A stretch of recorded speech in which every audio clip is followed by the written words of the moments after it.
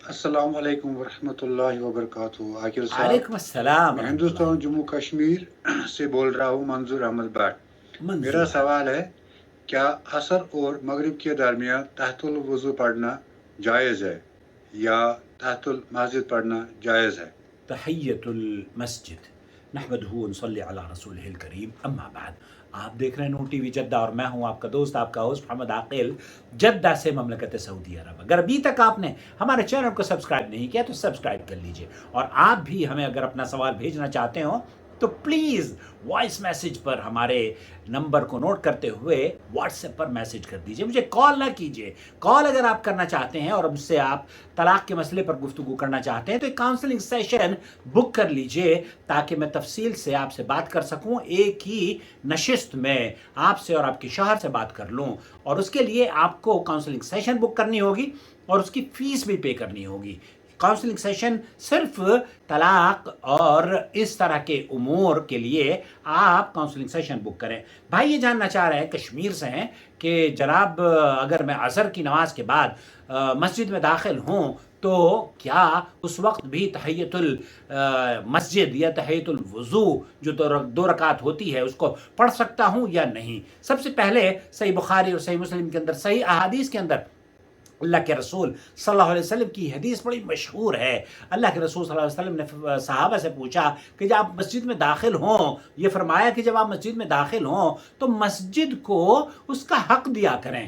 تو صحابہ نے پوچھا اللہ کے رسول اس مسجد کا حق کیا ہے؟ تو آپ علیہ الصلوۃ والسلام نے فرمایا کہ بیٹھنے سے پہلے 2 رکعت نماز تحیت المسجد ادا کر رہا، یہ مسجد کا حق ہے۔ اب بہت سارے لوگ ہندوستان اور پاکستان میں مغرب اور عصر کے درمیان یہ سمجھتے ہیں کہ اگر ہم مسجد میں داخل ہوں گے تب ہمیں تحیت المسجد نہیں پڑھنی چاہیے۔ اسی طریقے سے فجر کے بعد بھی یا کسی اور اوقات نہیں، جو ممنوع اوقات ہیں نماز کے، ان میں اگر داخل ہوتے ہیں تو یہ سمجھتے ہیں کہ ہمیں نہیں پڑھنی چاہیے تحیت المسجد۔ مفتی مملکت سعودی عرب شیخ عبدالعزیز بن باز سے یہی سوال پوچھا جا رہا ہے، آپ کی خدمت، ان کی خدمت میں إذا دخل المسلم المسجد شیخ ابن باز فرما رہے ہیں کہ اذا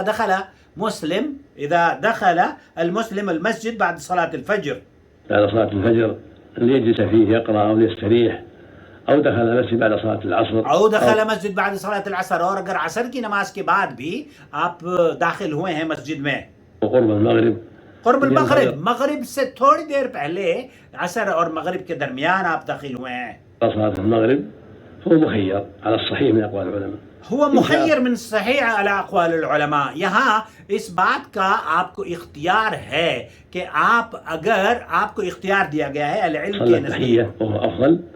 اگر آپ تحیت المسجد پڑھتے ہیں تو یہ افضل ہے، اور یہ اس لیے افضل ہے کیونکہ اللہ کے رسول صلی اللہ علیہ وسلم نے اس حدیث میں، جس میں اللہ کے رسول صلی اللہ علیہ وسلم کا یہ فرمان موجود ہے، اذا دخل احدکم المسجد فلیصلی رکعتین قبل ان یجلس، تو شیخ ابن باز اور دیگر سعودی عرب کے علماء اس بات کے قائل ہیں کہ جو نمازیں کسی وقت یا کسی سبب سے منسلک ہیں، اس کا سبب کیا ہے؟ اس کا سبب یا تحیت الوضو کا سبب کیا ہے؟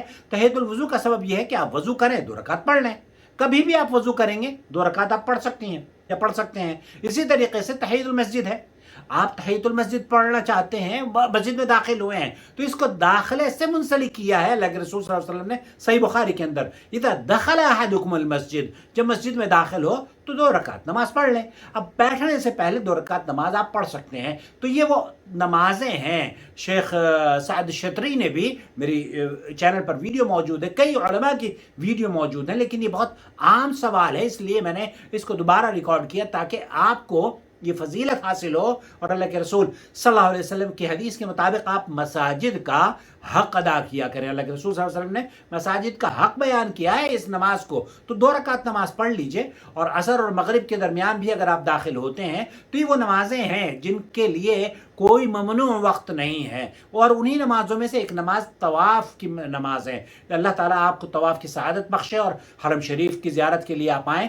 جب آپ بیت اللہ کا طواف کر رہے ہوتے ہیں نا تو طواف کرنے کے بعد 2 رکعت نماز بعد طواف 7 طواف کے چکر کاٹنے کے بعد کعبۃ اللہ کے 2 رکعت پڑھنا مسنون ہے. تو یہ 2 رکعت کسی بھی وقت 24 گھنٹے میں چاہے زوال کا ہو طلوع آفتاب کا ہو کیونکہ اس کا تعلق اللہ کے رسول صلی اللہ علیہ وسلم نے طواف سے رکھا ہے. جب طواف ختم ہو جائے بیت اللہ کا تو آپ آرام سے 2 رکعت نماز پڑھ سکتے ہیں. اسی طریقے سے اگر آپ وضو کر لیں تو اس کا تعلق بھی وضو سے رکھا ہے. اور آپ اگر مسجد میں داخل ہوتے ہیں اور اسی طریقے سے استخارے کی نماز ہے. استخارے کی نماز آپ جب چاہیں آپ کوئی کام کرنا چاہتے ہیں. اب عصر کے بعد مجھے گاڑی خریدنے کے لیے جانا ہے یا کوئی زمین کی ڈیل کرنے کے لیے جانا ہے اور میں یہ سمجھتا ہوں کہ مجھے عصر کے بعد نماز استخارہ نہیں پڑھ سکتا تو یہ غلط سوچ ہے. آپ نماز استخارہ کے لیے یا ان نمازوں کے لیے کوئی ممنوع وقت نہیں ہے بلکہ اس کی فضیلت کو مد نظر رکھتے ہوئے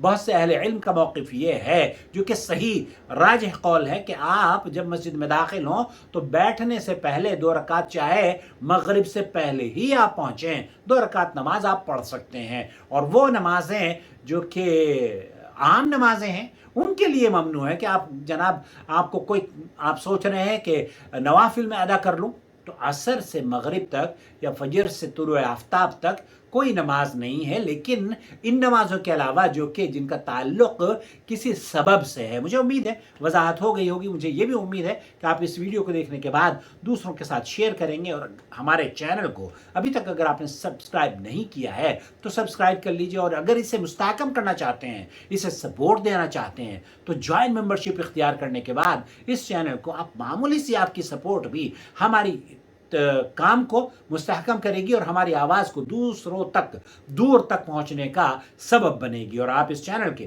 اگر سپورٹر ہیں تو ہم آپ کا شکریہ ادا کرنا چاہتے ہیں. اور فیس بک پر بھی میری جو ویڈیوز ہیں ان کو فالو کیا کیجیے. تھینک یو سو مچ. والسلام علیکم ورحمۃ اللہ وبرکاتہ. آپ کا بھائی محمد عاقل جدہ سے مملکت سعودی عرب.